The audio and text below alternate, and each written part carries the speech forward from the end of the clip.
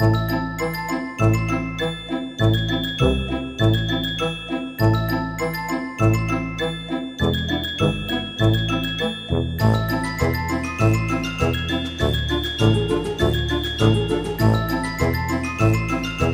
nombre es María Serrano, soy la embajadora cristiana 2020 de la comparsa Corsaries de Calunga y bueno, nada, como podéis ver estamos muy contentos porque hemos hecho un evento para la fiesta de Halloween y ha venido todo el pueblo, hemos hecho un quinto y tapa, talleres infantiles y hay colchonetas para los niños, bueno, en fin, que estamos muy contentos por la respuesta del pueblo porque se ha volcado todo el mundo y nada, que un beso para todos y que os esperamos en la fiesta de Moros y Cristianos 2020. Muchas gracias.